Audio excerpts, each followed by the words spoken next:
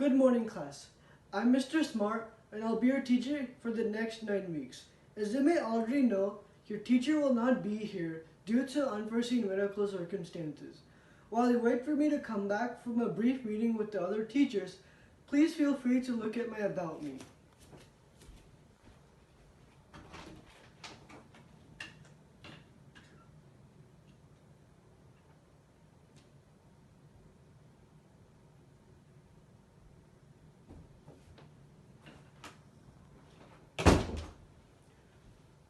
Okay, so one question you may ask is, what are we going to learn about today? Well, we aren't going into to anything extensive today, as we're getting started with a new part of the unit. So we'll be focusing on the environmental interactions.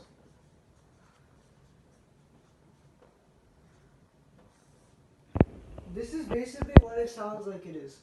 It's just in the interactions between people and the environment and between the environment and people. So our first interaction we could note is farming.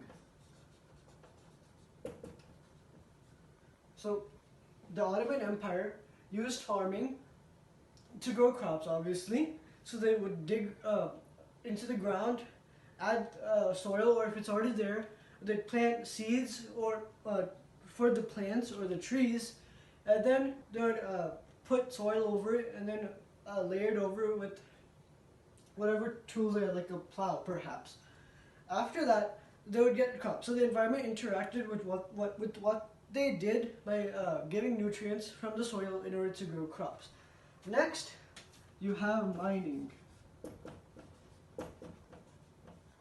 So basically, mining is so you make a hole in the ground or a tunnel, and you'd keep digging until you hit a specific mineral.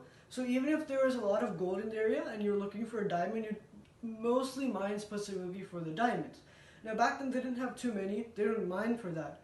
So they often mined for gold and silver, which is what they got in the mine. So they made a hole in the ground, which could possibly mean wildlife would come out or go in, and in exchange they got a lot of gold from their ventures. Next, you have your sea, the Mediterranean Sea. Okay, the Mediterranean Sea. This is what they primarily used for trading. They went on that along the sea to other places like Arabia or Persia, and that's where they got a lot of their items that they didn't make themselves. But in terms of an interaction, they used the sea, which means that they could have consumed the water as well, or they would use it to wash their tools.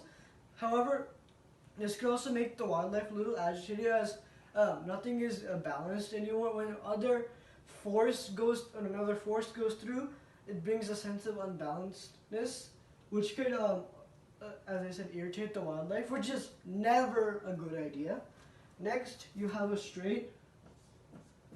So the capital of the Ottoman Empire was basically on a strait, which means, like the Mediterranean Sea, they could use that for travel, but wildlife could potentially be agitated.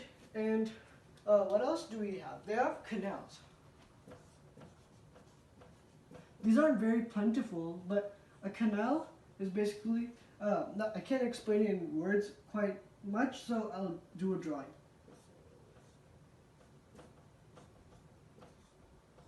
So essentially, these canals, they were just waterways. It's like, consider a road.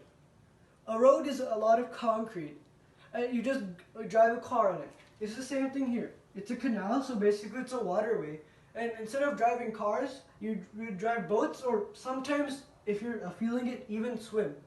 So overall, the environmental connection between Ottoman society and the Ottoman environment was balanced.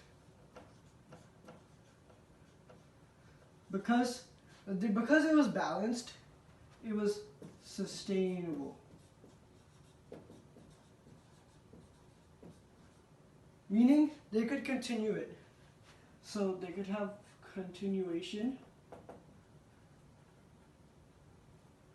for a long time.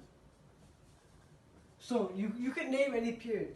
100 years, 200 years, maybe 500 or 600 years.